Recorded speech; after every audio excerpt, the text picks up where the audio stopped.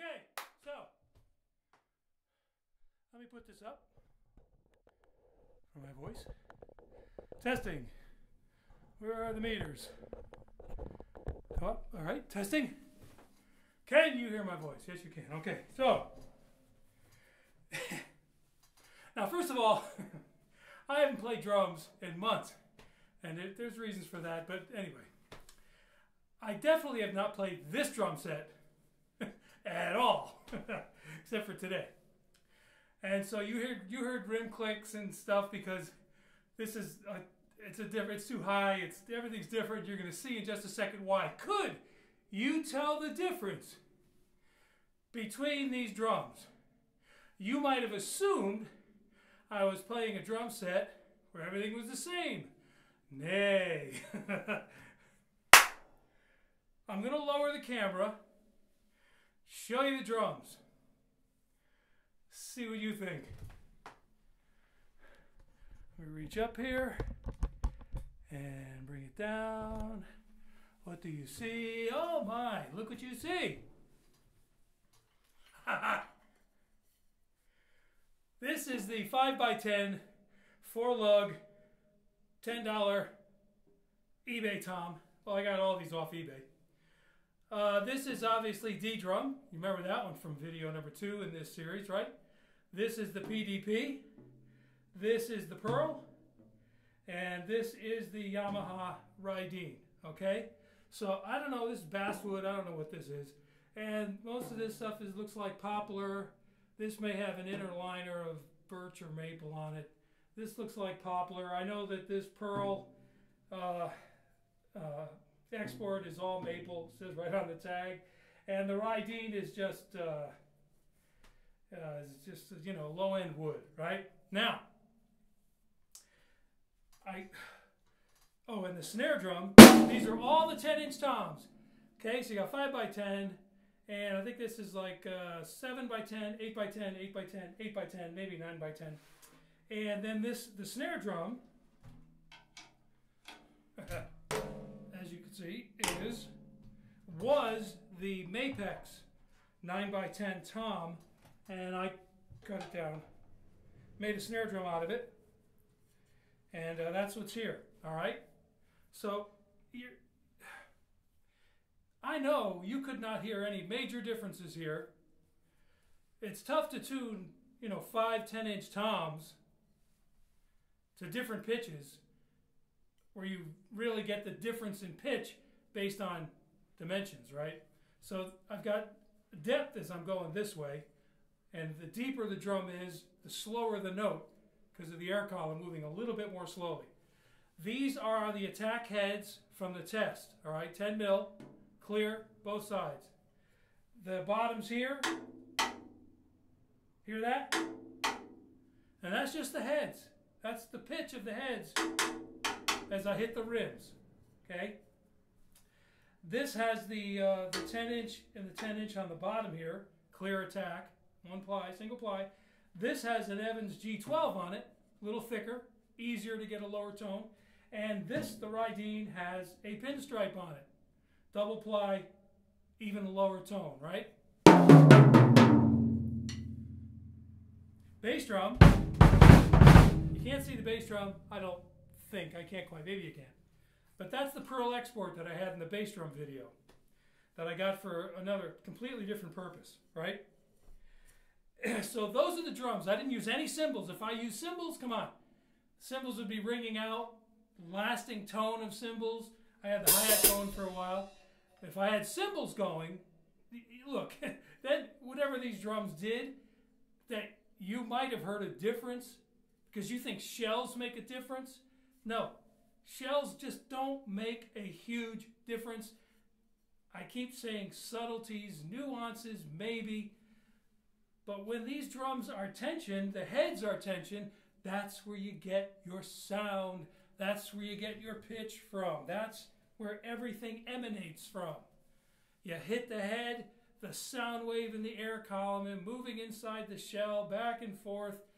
That's where you get it all. Yes, the hardware on the drum, to mount the drum, etc. But I was going to use a a hydraulic head for the Rydeen. The hydraulic head is probably one of the more dense or dull heads. You don't get any brightness out of an Evans hydraulic head. But the sound was like the drum had a bunch of cotton balls in it. It's not my sound. Some people like that sound. They'll put the hydraulics on every drum, you know. It's not my sound. I like an open sound. And I couldn't put it on there for the sake, just the sake of the demonstration, to show you how deep this drum could go. But the sound was so muffled, not muffled, it was soft. When you strike an Evans oil head, you get a really soft kind of sound. All I wanted to do was get a range of pitches that went up and down, okay? That's what I wanted.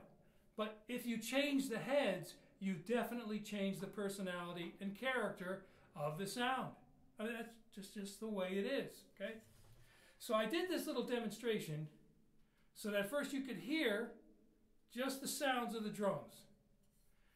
And now you see, none of this is meant to be put together. It's all different drums, different shells, all the same size. Could I sit here and record with this drum set? Of course I could. Why not? My meters are going to go crazy on this.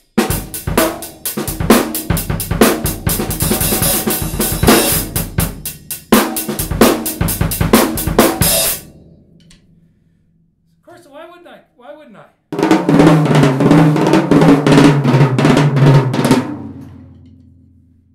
I can record with this drum set. It's a cool little drum set. Now, the drum's a little bit high for me because I didn't mess with my my rack from my other drums. So the tom's a little bit higher than I like. And, you know, little 10-inch snare drum in front of me. Spacing is different. Here's my 18. So a 16 should be taking up a huge amount of space here. 14, 16, 18 that I'm used to. So as I'm coming around, it's like, oh, this is like all shrunk up. But, you know, if I played this for a few days and really got used to it, I could record with a drum set like this. I could take a drum set like this out and play live. All right, if I took, I mean, the lugs would be different, but if I put the same wrap or some kind of covering on all these drums, the same thing, and you're 100 feet away, you'd hardly notice, well, these are black lugs, these are chrome, right? No, these are black too. And they almost look the same, don't they? And this is all chrome stuff here. But if I just put a different wrap on this, made them all the same, bass drum, good sounding bass drum. A little bit dry for me, a little bit too punchy, because the heads, like I said before, both have a muffling ring attached to the heads, both the batter and the resonant head. All right, so I wanted to do this demonstration to show you, come on, the sound of a drum is the heads. If you want to spend extra money, more money, for better hardware, better finishes, you know, better quality components of what makes up the drum, yeah, go ahead. But to say that you can spend that extra money for supposed better shells and you're going to get some, you know, radically better sound, no, it's not going to happen. It is not going to happen. Just isn't. I should have brought my 10-inch tom over here, but you heard that in the second video, the comparison, 2 and 3, I think. So you heard the comparison of my maple tom to these, but this Pearl is maple. It's all maple. It says right on the tag, Pearl Export All Maple Shell. So, anyway, that's what I wanted to show you for this video. Did I fake you out? Can you actually hear any definitive differences because of what the shells are made of? Or do you hear slightly more dense sound because when I change the heads? 10, 10, 10, 12,